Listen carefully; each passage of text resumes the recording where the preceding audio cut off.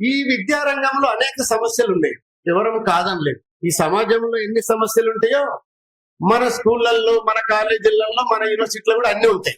ప్రతి సమస్యకు కూడా అనేక కారణాలు ఉంటాయి, మనమేం కాదను. నేను మీ అందరిని ఒక విజ్ఞప్తి ఏం కోరదలుచుకున్నంటే, ఈ అన్ని సమస్యలకు కారణాలు వెతకడంతో పాటు ఏ కారణాలను మనం ఫోకస్ చేసి పనిచేయగలిగితే ఈ ప్రభుత్వాలను ఇంతకుముందు మనట్లు మార్చగలం, లేదా దించగలం, మన హక్కులు సాధించుకోగలం, మన వాళ్ళ సమస్యలు పరిష్కరించుకోగలం అని చూస్తాం. కొన్ని చిన్న చిన్న సమస్యలు కూడా ఉంటాయి మనకు. ఈ మధ్యనే మన కాకతీయ యూనివర్సిటీ ప్రొఫెసర్ గారు వెంకటనారాయణ గారు ఏమని, కాక్రోచ్ పార్టీ వచ్చి గడగడలాడించింది అంటే అదొక చిన్న ఉద్యమం ఒక ఇంపాక్ట్ అనేది కలిగించగలిగింది. కాబట్టి మనం కూడా ఒక సదస్సు నుంచి కొన్ని తీర్మానాల రూపంలో నిరంతరం పనిచేయగలిగితే తప్పకుండా మన సదస్సుకు గొప్ప సార్థకత ఉంటుంది. రెండవది, మనం సమస్యలను చూసి భయపడే వాళ్ళని కాదు, అలవాటే. కాబట్టి సమస్యలకు భయపడేది ఏం లేదు. ఎవరైతే సమస్యలకు భయపడరో, సమస్యలకు ఎదురుగా పోతారో వాళ్ళే ఈ దేశంలో గొప్ప విజేతలు అవుతారు. సమస్యలు ఉన్నాయి కదా అని మేము భయపడి అణిగిమణిగి ఉంటే అట్లనే ఉంటాం.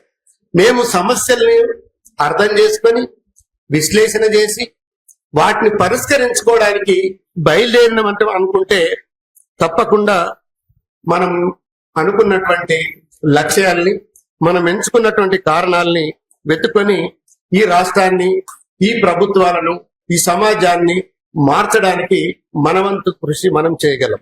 అసలు ఎడ్యుకేషన్ సిస్టమ్ ఎట్లా ఉన్నది? ఇప్పుడు ఈ దేశంలో ఎడ్యుకేషన్ సిస్టమ్ మీద నమ్మకం పోయింది అనేది పెద్ద సమస్య. చదువు చెబుతున్నటువంటి వాళ్ళ మీద, చదువుతున్నటువంటి వ్యక్తులకు, చదువు చెబుతున్నటువంటి సంస్థల మీద, అవి నిర్వహిస్తున్నటువంటి పరీక్షల మీద పూర్తి విశ్వాసం పోయింది.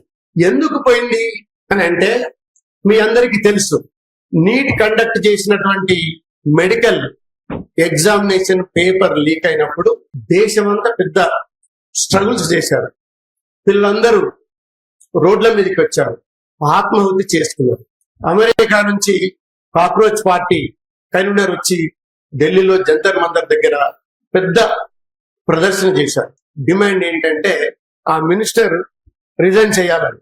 నిజమే, దానికి ప్రాతినిధ్యం వహిస్తే మినిస్టర్ రిజైన్ చేశారు. తర్వాత పక్క రాష్ట్రంలో మరొక ఉద్యమం వచ్చింది. అది కూడా మీ పబ్లిక్ సర్వీస్ కమిషన్ లో జరిగినటువంటి రిక్రూట్మెంట్లు అన్ని తప్పే. పార్లమెంట్ లో రిపోర్ట్ నంబర్ 371 లో పార్లమెంటు స్టాండింగ్ కమిటీకి ఒక రిపోర్ట్ ఇవ్వమని అడిగింది ప్రతిపక్షాలు ప్రశ్నిస్తే. ఆ రిపోర్ట్ ఎంత మంచిగా చెప్పిందంటే, మనం చెప్పింది లేదా పిల్లలు అడుగుతున్నదే కాదు, ఎన్టీఏ ఏదైతే ఉందో, ఎన్టీఏ 2024లో ఒక 14 పరీక్షలు నిర్వహిస్తే అందులో 5 పరీక్షలు పూర్తిగా ఫెయిల్ అయినాయి. ఏ రకమైనటువంటి ఇది లేదు. కొన్ని పరీక్షలు తిరిగి నిర్వహించారు. కొన్ని పరీక్షల్లో ప్రశ్నాపత్రాలు తప్పులున్నాయి. అవి యూజీసీ నెట్ ఎగ్జామ్ కావచ్చు, యూజీసీ సిఎస్ఆర్ ఎగ్జామ్ కావచ్చు, యూజీసీ సెంట్రల్ యూనివర్సిటీ, స్టేట్ యూనివర్సిటీకి కండక్ట్ చేసే పీజీ ఎంట్రన్స్ ఎగ్జామ్ కావచ్చు, అట్లాగే మెడికల్ ఎంట్రన్స్ ఎగ్జామినేషన్ కావచ్చు. ఇలాంటి అన్ని ఎగ్జామినేషన్ పరిశీలించి ఇది చాలా పెద్ద తప్పు జరిగిందని పార్లమెంట్ సాక్షిగానే వాళ్ళు రిపోర్ట్ చెప్పారు. కాబట్టి మనకేమర్థమవుతుంది అని అంటే, ఈ పరీక్షలు నిర్వహించేటువంటి వ్యవస్థ ఒక లోపాలతో కూడుకున్నటువంటి లోపభరితమైనటువంటిది అని మనకు అర్థం. అసలు దీన్ని ఎట్లా ఏర్పాటు చేశారు, ఎవరు లీక్ చేస్తున్నారు అని అంటే, ఎన్టీఏ ఎవరైతే అధికారులు ఉన్నారో వాళ్ళే ఈ పేపర్ లీకేజ్ లో బాధ్యులని చేసి, ఇక దొంగ చేతికే తాళాలు ఇచ్చినాక వాడు దోసుకోకుండా ఏం చేస్తాడు?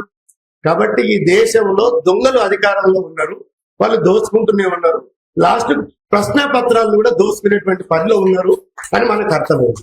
కాబట్టి ఈ విద్యా వ్యవస్థ మీద పూర్తిగా నమ్మకం పోయింది అని చెప్పడానికి మనకు ఒక ఎన్టీఏ ఎగ్జామినేషన్ రిజల్ట్ మాత్రమే లేకిచ్చారు.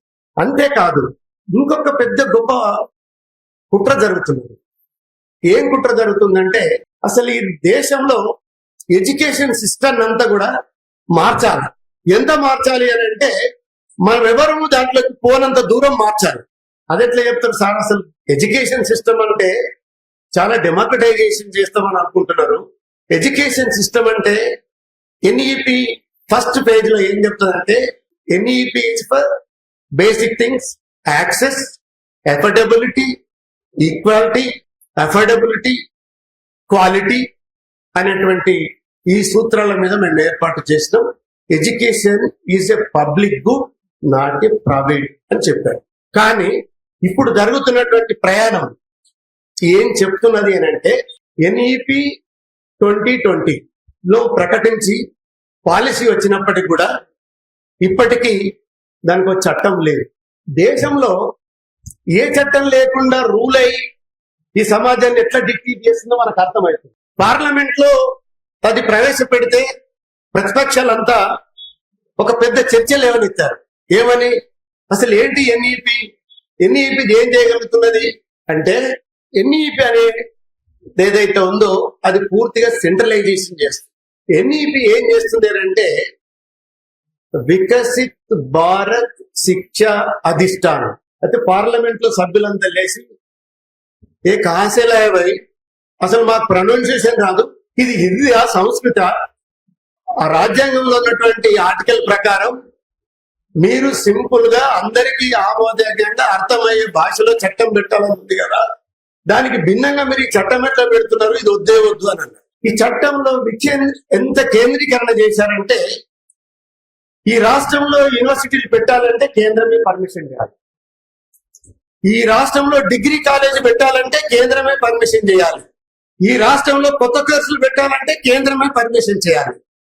వాటి కొరకు 3 వర్టికల్స్ ఏర్పాటు చేసి ఇప్పుడున్న న్యాక్ని, ఇప్పుడున్న ఏఐసిటిని, ఇప్పుడున్నటువంటి ఎడ్యుకేషన్ వింగ్ ని మూడింటిని ఇందులో మర్జ్ చేసి ఎడ్యుకేషన్ వింగ్ తీసేస్తున్నారు. యూజీసీని రద్దు చేసి దాని ప్లేస్ లో ఈ చట్టాన్ని తీసుకొస్తున్నారు.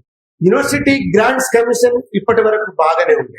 వాళ్ళ మాయ ఏంటంటే ఇందులో యూనివర్సిటీలో ఏమున్నది, యూనివర్సిటీ గ్రాంట్స్ కమిషన్ గ్రాంట్స్ ఇస్తుంది అది, కానీ భారతీయ శిక్ష అధిష్టానం ఏం చేస్తుందంటే మొత్తం కంట్రోల్ చేస్తుంది. అక్కడ గ్రాంట్స్ లేవు. కొన్ని గ్రాంట్స్ వర్టికల్ ఉన్నదా అని చూసిన నేను. ఏఐసిటీని తీసుకుపోయి మేరలో కలుపుకున్నారు, న్యాక్ని తీసుకుపోయి మేఘర్లో కలిపారు. ఎందుకంటే న్యాక్ లో పెద్ద ఫ్రాడ్ అయింది. NTA national level testing agency కదా, అది పూర్తిగా తప్పుల తడకై లోపభూయిష్టంగా ఉండి మొత్తం విద్యా వ్యవస్థకే కలంకషంగా తయారైంది. అది పక్కకెడితే ఈ రిపోర్ట్ ఇంకొక మంచి మాట చెప్పింది. న్యాక్ కూడా ఏం చక్కగా లేదు. కేఎల్ యూనివర్సిటీలో న్యాక్ ఏ++ న్యాక్ గ్రేడ్ రావాలని కోట్ల రూపాయల లంచం ఇచ్చారని జబర్దస్తిగా పట్టుబడ్డది. అది పోలీస్ కేసు అయింది. కాబట్టి న్యాక్ కూడా రద్దు చేయాలి. న్యాక్ని తీసుకొచ్చి దీంట్లో పెడతాం. అసలు మీరు దేంట్లో పెడితే ఏం లాభం? మీలో ఆ రకమైనటువంటి భావన లేకపోతే, మీరు అలాంటి చిత్తశుద్ధి లేకపోతే మీరు ఎన్ని మార్పులు చేసినా అది ప్రయోజనం లేదు. అట్లాగే ఇప్పుడు వాళ్ళు చేస్తున్నటువంటి ఈ చట్టంలో గ్రాంట్స్ లేవు. దానికి మీకు ఒక మంచి ఉదాహరణ ఏం చెప్పగలుగుతారంటే, మన పిల్లలందరూ చదువుకున్నటువంటి విశ్వవిద్యాలయాల్లో గతంలో ఉన్నటువంటి యూపీఏ గవర్నమెంట్ లో అప్పుడున్నటువంటి యూజీసీ చైర్మన్ సుఖ్దేవ్ తొరాట్ గారు కాంగ్రెస్ ప్రభుత్వంలో పిల్లలకు మంచి ఎడ్యుకేషన్ ఇవ్వాలి, పిల్లల్ని గౌరవప్రదంగా చదువుకునేటువంటి వాతావరణం కల్పించాలి, కాబట్టి మీరు పిహెచ్డి చేస్తామంటే ఎస్సీ ఎస్టీ పిల్లలకు రాజీవ్ గాంధీ ఫెలోషిప్స్ తీసుకోండి, మీరు తప్పకుండా బాగా చదువుకోండి. ఈ ప్రభుత్వం వచ్చిన తర్వాత 2014 నుంచి ఇప్పుడు రాజీవ్ గాంధీ ఫెలోషిప్స్ ఇచ్చడానికి లేదు. రీసెర్చ్ గ్రాంట్స్ అని తగ్గిపోయినాయి.